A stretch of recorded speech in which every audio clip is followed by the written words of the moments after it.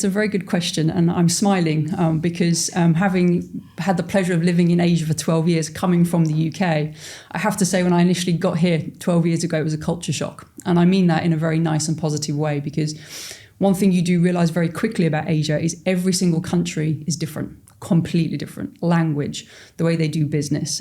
These are all factors that you have to take into account when you're operating large-scale businesses like we do.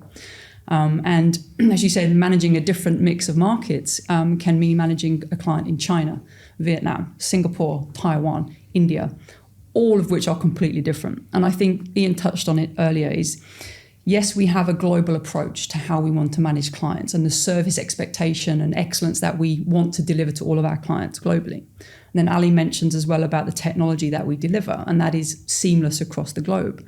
But what you have to put on top of that, and is very important, is the localization of how you actually manage the client in country and how these global systems and our global prospects and proposals and what we want to deliver to the client is actually delivered on the ground, particularly in Asia when it comes to language and doing business is done differently. Particularly in Asia, we still have this large focus on face-to-face. It's very, very important. And we can have in one client, for instance, a young traveller who does everything on his mobile phone, everything on the app, wants to take the leisure trip after the business trip. And then the next call we take can be the office secretary who's been doing this job for 20, 25 years, books the trip for the boss and has to do everything via the phone. And we have to be able to adapt to all of these different scenarios, whilst, of course, maintaining a global system that we want to use so that we can give the global travel manager or the regional travel manager or the client everything they need to make sure they've got a successful program. We do that very well, and we've done it for a long, long time. And I kind of like to think back that we talked a few years ago about going global, having a global program, but local feel and touch.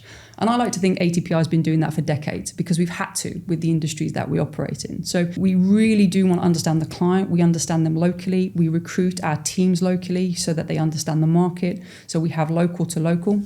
And then we feed that through our client management teams as well, which is very important. Some of these sort of larger, mid-size corporate travel programs usually have a travel manager that manages multiple markets.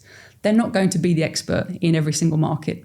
So we are the bridge for them to understand these markets in Asia, particularly when it comes to China, which is a very different market, different systems completely. So we use our local account management teams to support our regional teams, to support the global account managers.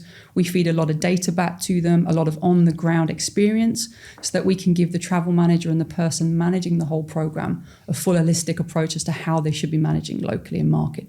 Because And this applies to our own teams as well. They're not experts in Asia. So if we can give all that information to our own teams as well, it makes us a better provider of travel for that client as well.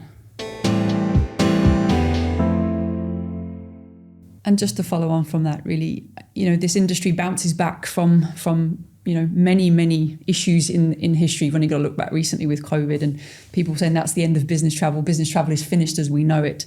And yet here we are talking about, huge amounts of growth in Asia, particularly with travel with China, with Singapore, and these businesses traveling globally. And I think one of the things that the travel industry has been and needs to continue to be is adaptable.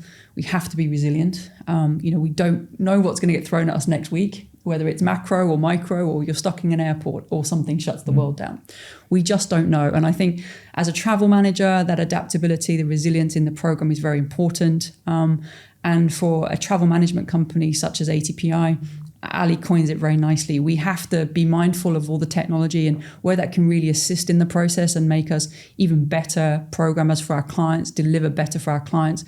But we have to have the right sprinkle of the human touch because this is still a business that requires people on the ground with the empathy that Ali talks about. So for me, it's an industry that I love. We need to be adaptable. We need to be resilient.